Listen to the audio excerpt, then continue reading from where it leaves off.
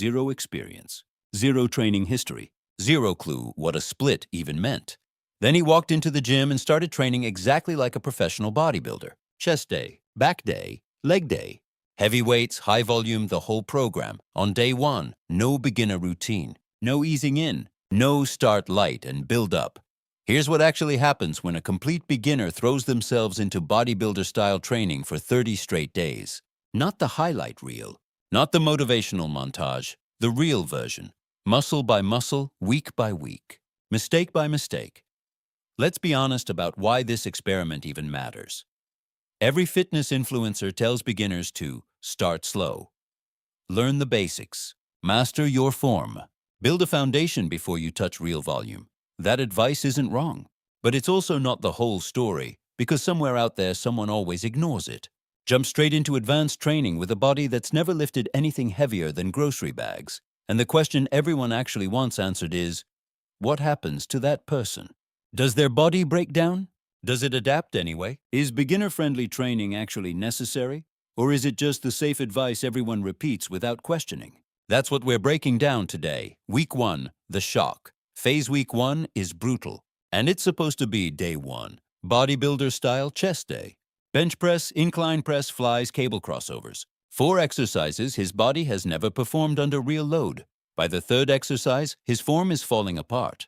His stabilizer muscles, the smaller supporting muscles around his shoulders and chest, simply aren't developed enough to handle sustained heavy pressing.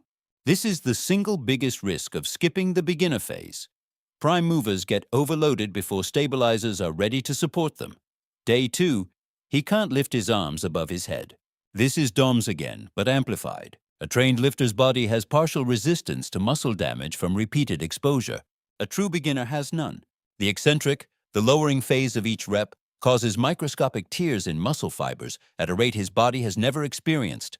His nervous system is also in shock. Bodybuilder training relies on mind-muscle connection, deliberately contracting the target muscle throughout the movement. For a beginner, that connection doesn't exist yet. The brain hasn't learned which muscles to fire, in what order, or how hard. This is why week 1 looks clumsy. It's not weakness, it's an untrained nervous system trying to catch up to an advanced demand. Week 2, the breaking point, where most beginners who try this quit. And it's not because of laziness. The soreness from week 1 hasn't fully resolved before back day and leg day pile on more damage. This is where overtraining risk becomes real. A bodybuilder split assumes each muscle group gets 48 to 72 hours of recovery before being trained again.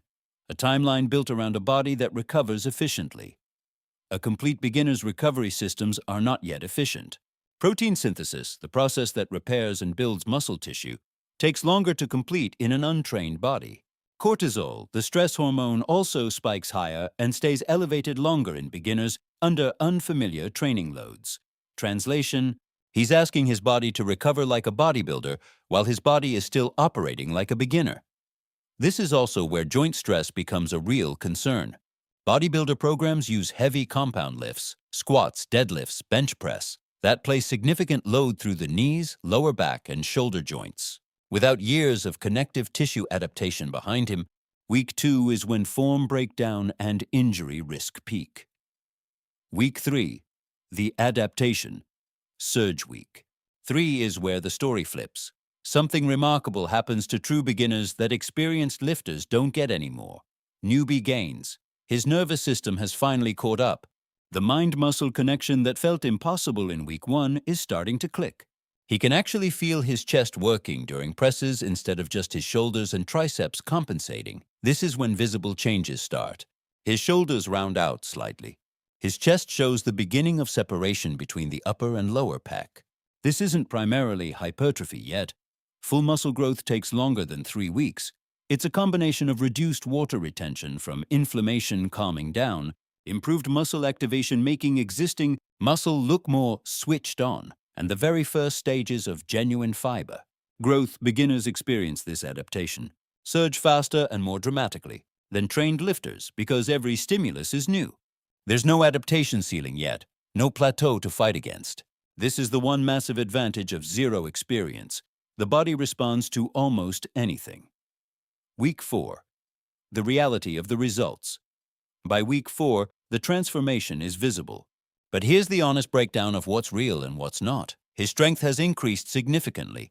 Some beginners see 20 to 30% strength gains in their first month. But most of that isn't muscle. It's neuromuscular efficiency. His brain has simply gotten better at recruiting the muscle fibers he already had. His visible muscle size has increased, but modestly.